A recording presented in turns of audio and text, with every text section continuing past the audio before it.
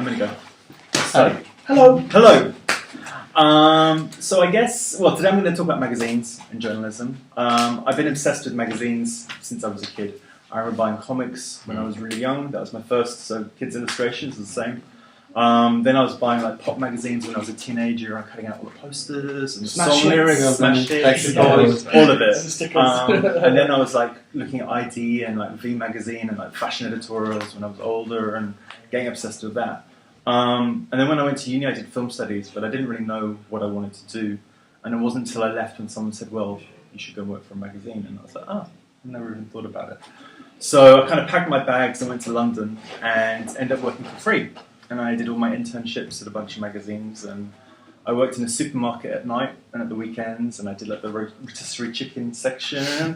And then during the daytime, I would go and work at magazines. I started at a women's health magazine called Top Santé, and then went to work for like the lads magazines like FHM, and then worked at Smash Hits. I went to work there for the last week of its publication, and then it died. Really? I think I was there because of me, huh?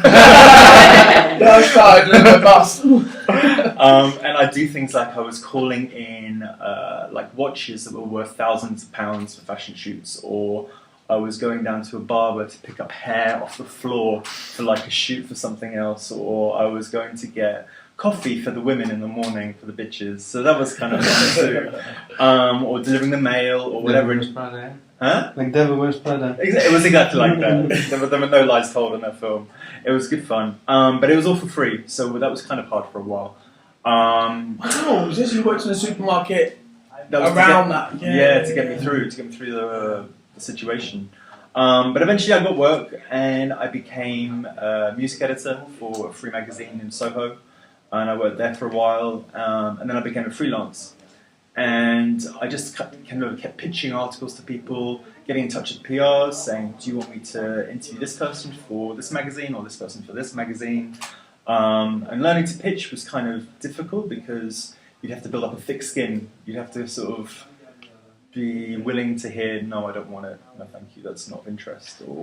And then you see somebody else do it, and they say, "Oh yeah, we'll take it from them, thank you." Or people try and undercut you, and because they're friends with the PR, so they get the good deals or whatever. Or even seeing you interview one musician for one magazine, and somebody else interview the same musician for someone else, but then get the better story. So it's that was tricky as well. It was great for a few years, and I really enjoyed it. And then after a while, I think my tastes began to change, and I'd been interviewing really cool musicians that I was happy with, and actors and stuff, but after a while I thought I want something a bit more niche, I guess, a bit more of interest to myself. So I decided to keep pitching people, but I was getting more and more knockbacks. So I said, okay, I'm going to do my own magazine. So I can't even remember where I started. I think I knew exactly who I wanted. There was somebody who I'd interviewed a few times, a model that I'd worked with. And I said, okay, we're going to put him on the cover. We're going to drag him up as Madonna. So we did this. We took him down to Brighton for the day. Is it Charlie? Charlie? Is it the name of this person, Charlie? The guy? Yeah. No, Francois Sagat, his name. Okay. And we dragged him up in Brighton and put him in a hotel room. You can see the shots.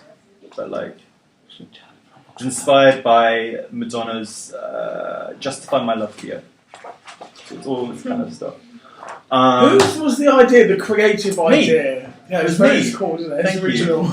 And I don't know, like doing this magazine was so liberating because I came up with the ideas, the concepts. This is your magazine? Yeah. Awesome. I had to come up with all the concepts for the shoots.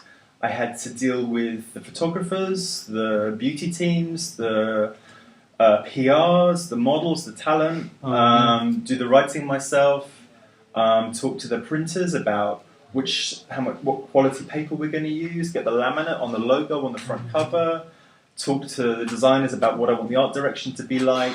It was a lot of work. I never really imagined what it was going to be like. And the costs, we're not going to talk about the business model because I kind of messed it up.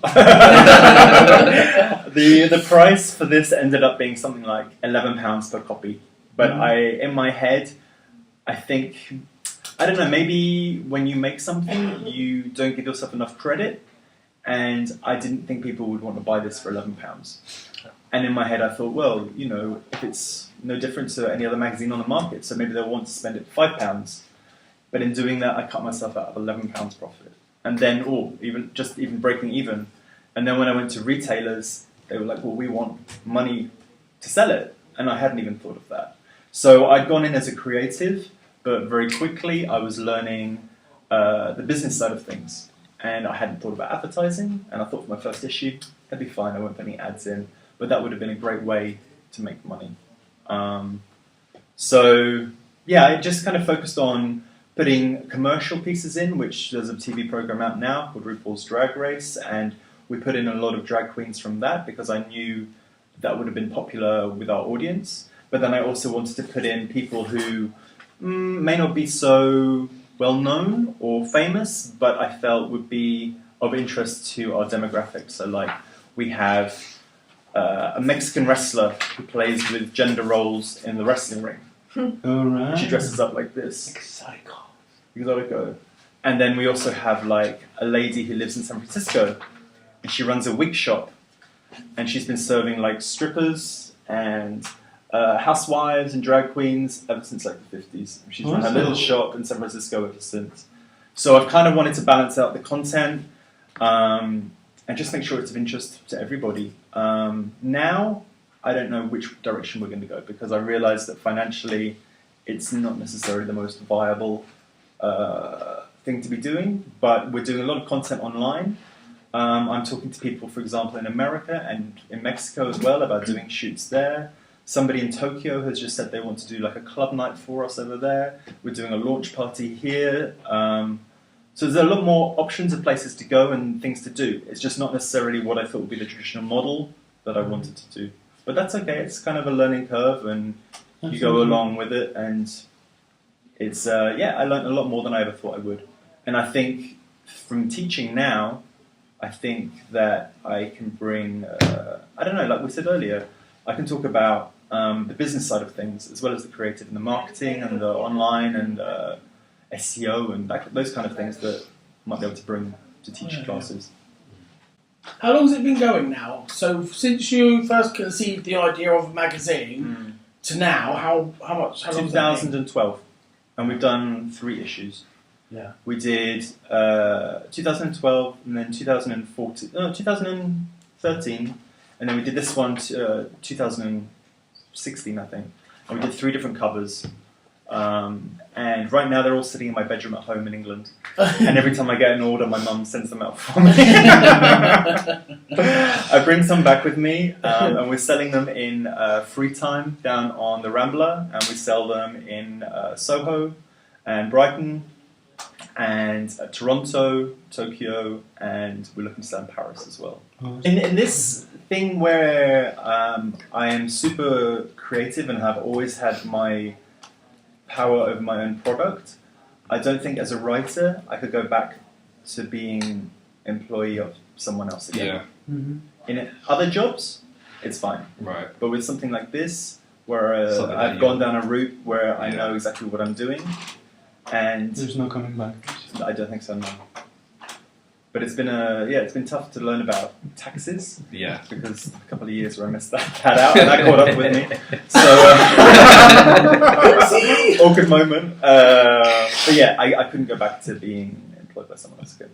In terms of like creating syllabus for people that work in this particular industry, what sort of thing could you include in it that you think would be helpful for someone that has this kind of job? I honestly think the business side of things, because the creative is so specific to you and what you want to convey. But the business side of things, learning to negotiate with printers, learning to maybe employ people, learning to liaise with contacts abroad and say, this is what I want you to do on this shoot, or this is what I want you to do here. That's more specific things that you would need to talk to whoever, like whatever magazine or whatever content you wanted. Yeah. So that's, I guess, vocabulary and role playing and things like that is what I would suggest. Well, thank you, Michael.